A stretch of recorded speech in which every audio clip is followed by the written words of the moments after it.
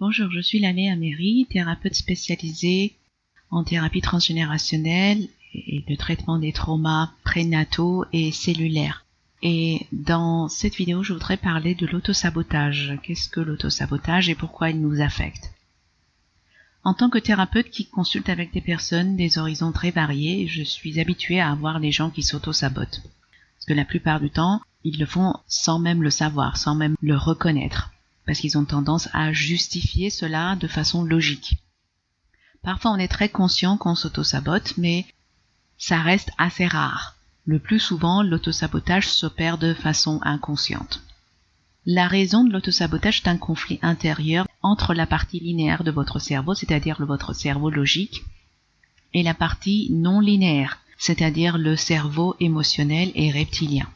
Quand je parle de partie non linéaire, je veux dire la partie non logique, puisque ces deux cerveaux ne comprennent pas le raisonnement logique et ne fonctionnent pas par raisonnement logique. C'est d'ailleurs ça la cause de tous nos problèmes.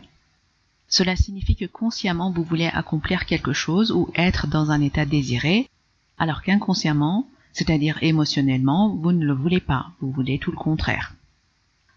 Par exemple, vous pouvez avoir le désir de mincir, demander une promotion dans votre travail ou peut-être trouver un nouveau travail pour valoriser vos compétences.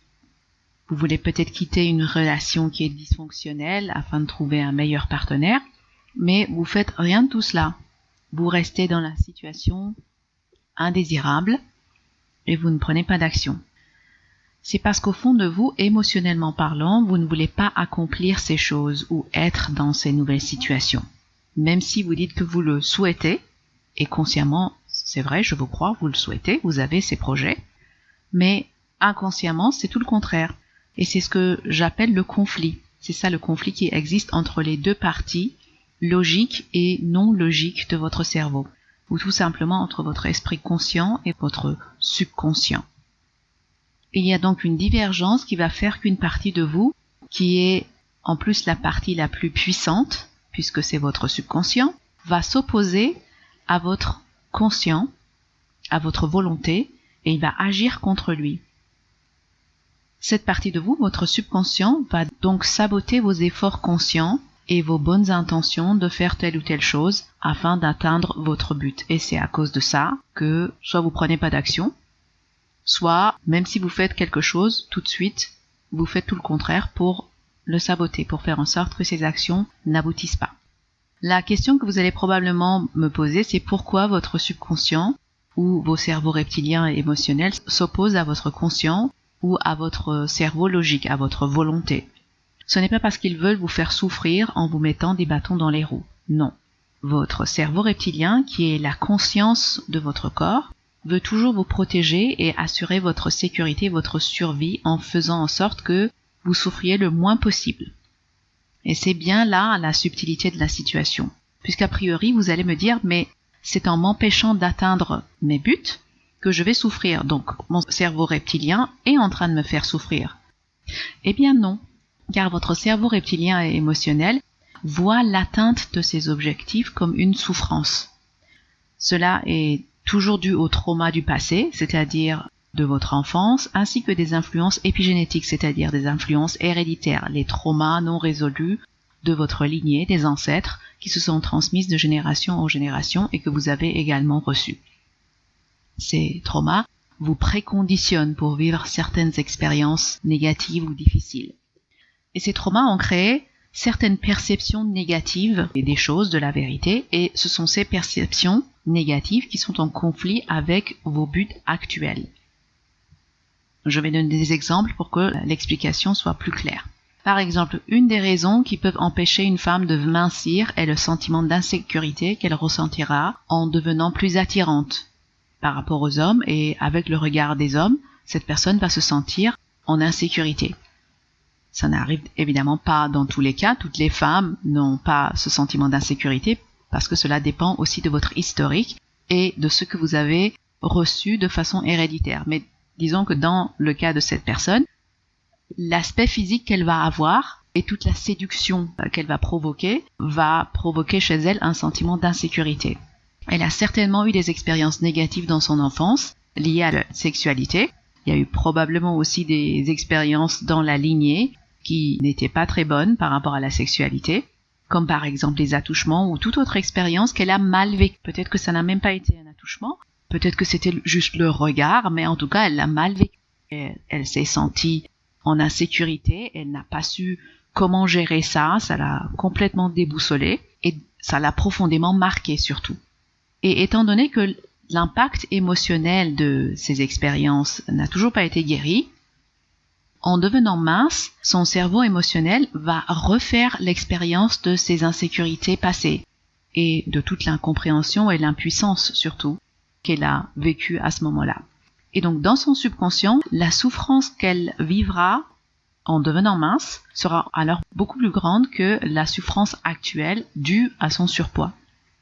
Et c'est pour cela que son cerveau reptilien, son cerveau émotionnel, va faire tout ce qui est dans son pouvoir pour l'empêcher de devenir mince, car la minceur et la séduction qu'elle engendrera sont associées au danger. Et c'est ça la perception erronée. Tant que cette association erronée subsiste, tant que cela existe au niveau de son subconscient, au niveau de son cerveau émotionnel, il ne la laissera pas atteindre son but qui est de devenir plus mince.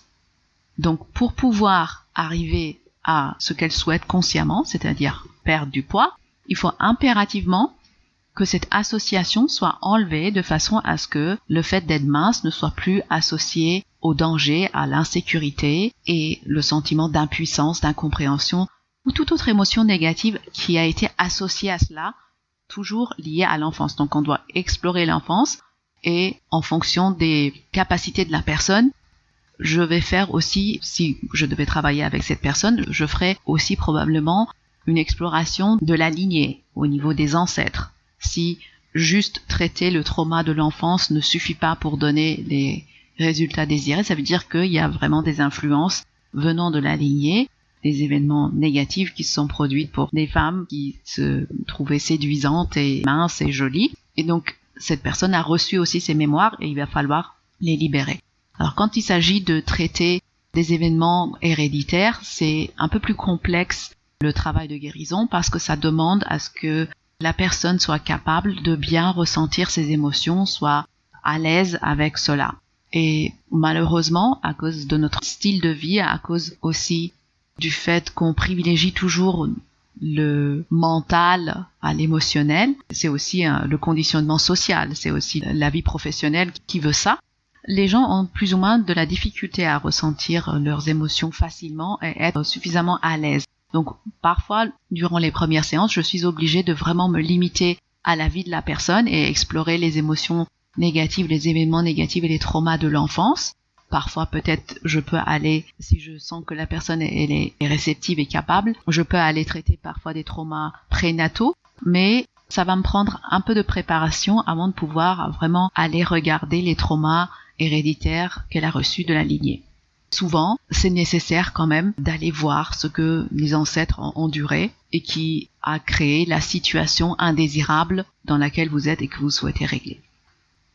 C'est pareil pour l'homme qui veut demander une promotion, qui veut trouver un meilleur travail, pour qu'on valorise mieux ses compétences, qu'on reconnaisse mieux ses compétences, mais qui ne fait rien dans ce sens. Il a certainement aussi des traumas qu'il a vécu durant son enfance, où on l'a fait ressentir qu'il ne méritait pas d'être valorisé et respecté. Peut-être qu'il avait un père castrateur ou une mère qui était absente et ne pouvait pas répondre à ses besoins affectifs. Cela sont évidemment que quelques causes possibles basées sur des centaines de cas que j'ai traités lors de mes séances. Chaque personne a un historique différent et a reçu des informations héréditaires et épigénétiques qui sont différentes. Donc là, je donne juste quelques causes possibles à titre d'exemple pour mieux illustrer la situation parce qu'on comprend toujours plus facilement avec les exemples. Tant que ces traumas passés, qui sont les causes des conflits intérieurs, ne sont pas guéris, l'autosabotage ne cessera pas. Donc, au lieu de vous battre avec votre cerveau émotionnel en vous appuyant sur votre volonté et en vous faisant souffrir encore plus, guérissez ces traumas et leurs conséquences afin de réaligner votre cerveau émotionnel avec vous. Comme ça, au lieu de vous mettre des bâtons dans les roues, il va naturellement coopérer avec vous et les choses vont devenir plus faciles, plus fluides, n'est-ce pas? Vous atteindrez vos buts avec beaucoup plus de facilité et surtout beaucoup plus rapidement. Parce que la cause qui fait qu'on reste dans le même problème encore et encore, ou on continue à recréer la même situation encore et encore, c'est toujours ce désalignement lié à un conflit, à une divergence. Une partie de vous veut se diriger vers le nord, l'autre partie dit non, moi je vais aller vers le sud. Donc, il faut enlever la divergence, comme ça, votre direction est claire et toute votre énergie va être focalisée pour aller dans cette direction. C'est ce type de travail que je propose lors de mes séances de thérapie transgénérationnelle par la clarification générationnelle. Ces séances sont en ligne sur Zoom, sur Skype ou Viber en fonction de ce que vous avez comme application. Elles peuvent aussi se dérouler par téléphone et la commande se fait directement en ligne sur mon site amery.fr/séance avec un S. J'espère que ces explications ont pu vous aider en éclairant un peu plus l'autosabotage et ses causes, et je serai ravie de pouvoir vous aider et vous assister pour vaincre l'autosabotage et arriver à réaliser vos objectifs et atteindre vos buts. Je vous dis à bientôt.